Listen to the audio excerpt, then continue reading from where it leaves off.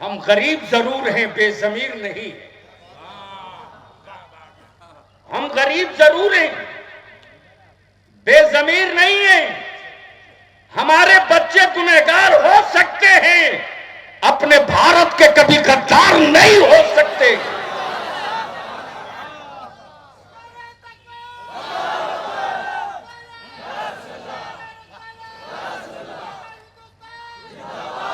गद्दारियों का ठप्पा लगा दिया। 30 साल, 20 साल, 25 साल, प्लीज नारा नहीं।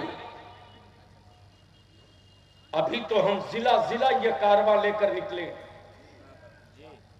आने वाले दिनों में पटना और रांची, इन दोनों की राजधानी की सांस भी जाम करेंगे।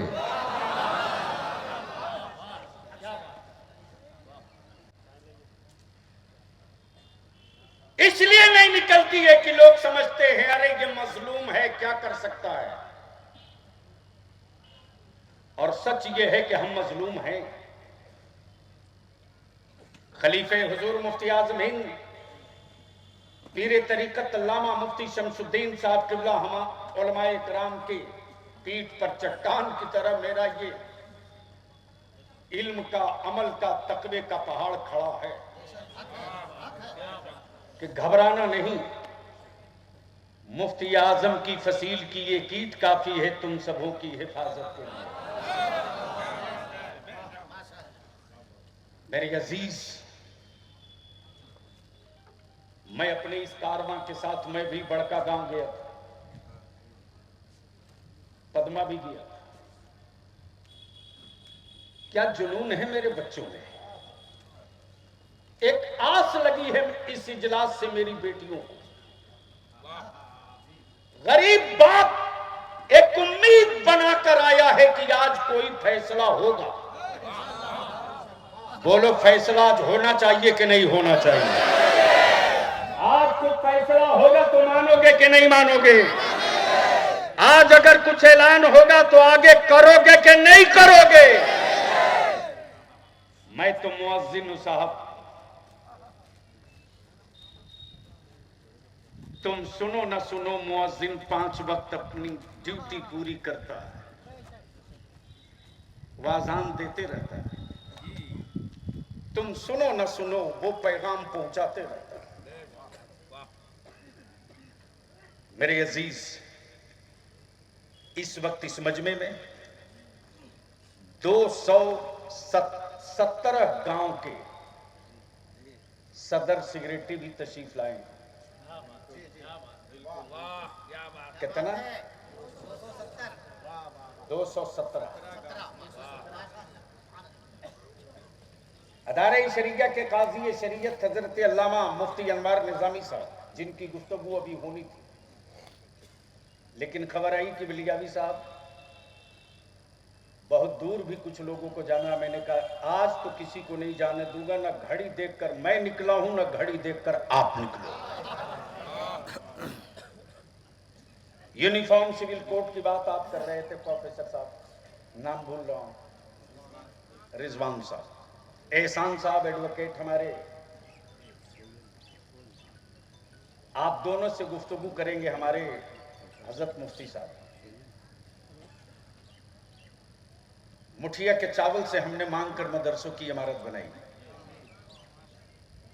बोलो सही है कि गलत? हर पार्टी का हुक्मरान कहता है मुसलमान पढ़ा नहीं है, मुसलमान जाहिल है, मुसलमान अनपढ़ है, मुसलमान गवार है। बोलता है कि नहीं बोलता है? अरे बोलो ना, बोलो ना। तो इन हुक्मरानों से, इन पार्टी वालों का गट्टा पकड़ के आंख में डालकर ये बात करना कि मेरी नस्लों को जाहिल बनाया किसने? क्या पढ़ने के लिए कॉलेज दिया, स्कूल दिया? अगर स्कूल और कॉलेज दे दिए होते तो आज हमारे भी बच्चे जाहिल न रहते। हाँ, ये सही है। हमारे बाप दादा ने कपड़ा बीना और जब राष्ट्रपिता बापू ने कहा था आजादी के आंदोलन और लड़ाई में कि विदेशी वस्त्र का बाइकआउट करो, विदेशी कपड़े को अपने जूतों से रोक दो, तो इसी भारत के मुसलमानों ने कहा था बापू घबराना नहीं,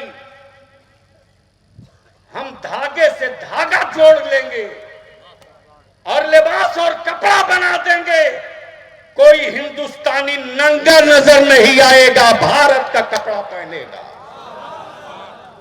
आज हजारीबाग में तहरीके बेदारी कॉन्फ्रेंस आयोजित किया गया, क्या कुछ कहेंगे? अदारे शरिया की तहरीक बेदारी 4 सूबों में चल रही है, बिहार, झारखंड, बंगाल, उड़ीसा।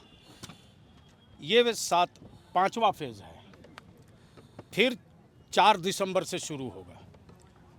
जो करारदाद, जो मेमोरेंडम है वो अलग अलग स्टेट में अलग अलग नेचर का है, लेकिन नामूसे रिसालत और मुस्लिम सेफ्टी एक्ट हर सूबे के लिए है, पूरे मुल्क के लिए है। जिस तरह से लावारिस समझकर कोई कहीं मॉब लिंचिंग कर दे रहा है, कोई कानूनी कार्रवाई नहीं, कोई गिरफ्तारी नहीं, कोई सज़ा नहीं। 64 मॉब लिंचिंग झारखंड में हुई, एक निंदा प्रस्ताव तक नहीं पास हुआ। रोड एक्सीडेंट में या आपदा में मारे जाने वालों के लिए मुआवजा भी होता है, लेकिन मुहर्रम के महीने में हमारे कई बच्चे मुहर्रम में नुकसान हो गए, खेतों में कोई मुआवजा नहीं। उर्दू ख़त्म हो गई, उर्दू टीचरों की बहाली अब तक ना हो सकी। आखिर उर्दू इस देश की ज़बान है कि नहीं, हम हेमंत सरकार से जानना चाहते हैं। आज़ादी की लड़ाई में उर्दू का योगदान था कि नहीं था। मदरसा बोर्ड आज तक गठन न हो सका। 592 मदरसों का कैबिनेट होने के बाद आज तक इमदादी न किया जा सका, और ये कहकर टाला जाता है कि इंफ्रास्ट्रक्चर नहीं है। ये सरासर गलत है। सरकार तो होती ही है ना सुविधा और सहूलत के लिए, नियम कानून बनाने के वास्ते। तो मदरसों की जो ज़मीन, जो बिल्डिंग, जो इंफ्रास्ट्रक्चर है, जिनकी बिल्डिंगें अच्छी हैं, उनको आप इमदादी कीजिए, अनुदानित कीजिए। तीसरा ये कि पूरे राज्य में बड़ी बड़ी मुस्लिम आबादियाँ जहाँ हैं, जो MSDP एरियाज़ में आती हैं, MSDP का पैसा भी आया है, लेकिन उस MSDP पैसे का कहाँ आपने इस्तेमाल किया है? क्यों नहीं उस MSDP पैसे से मुस्लिम बहुल क्षेत्रों में स्कूल कॉलेज बनाए? हमको जवाब चाहिए। MSDP पैसे से सिर्फ स्कूल और कॉलेज बन गया होता तो शायद 23 साल के अंदर अंदर हमारे बच्चे और बच्चियां जो गुर्बत की वजह से, ट्रांसपोर्टिंग की वजह से और भय और खौफ की वजह से बच्चियां जो नहीं जा रही, वो सब पढ़ ली होती। मदरसा बोर्ड के सिर्फ फॉर्म भरने और एग्ज़ाम दिलाने के लिए, परमिशन लेने के लिए, यानी मंजूरी के लिए, इमदाद के लिए नहीं, सिर्फ मंजूरी के लिए सैकड़ों पटिशन और दरखास्तें पड़ी हैं। कोई सुधि लेने वाला नहीं है। तो इस सरकार से, इस गवर्नमेंट से जो उम्मीद थी, हेमंत बाबू, वो उम्मीद टूट रही है, और इस टूटे हुए भरोसे के जिम्मेदार आप होंगे। समय से पहले अदारे शरिया से जो मांग पत्र दिया जा रहा है, अगर वाकई में सेकुलर गठबंधन की हुकूमत है तो इम्प्लीमेंट करके 24 से पहले नतीजा दें। इंडिया गठबंधन में आप भी शामिल हैं, क्या कहना चाहते हैं? तो इंडिया गठबंधन में शामिल हैं, इसीलिए तो लड़ रहे हैं। वोट दे करके तो बनाए हैं, इसीलिए तो लड़ रहे हैं कि हमको हक और हिस्सा चाहिए, भीख नहीं चाहिए। अभी देश भर में यूनिफॉर्म सिविल कोड की बात हो रही है और आप दूसरी बात कह रहे हैं, तो ये कहाँ तक आपका जो डिमांड है वो? जो लोग यूनिफॉर्म सिविल कोड की बात कर रहे हैं वो देश को गुमराह कर रहे हैं। देश में विभिन्नता में एकता है। क्या देश में 5000 से बेसी जो ज़बानें बोली जाती है उसको ख़त्म कर देंगे?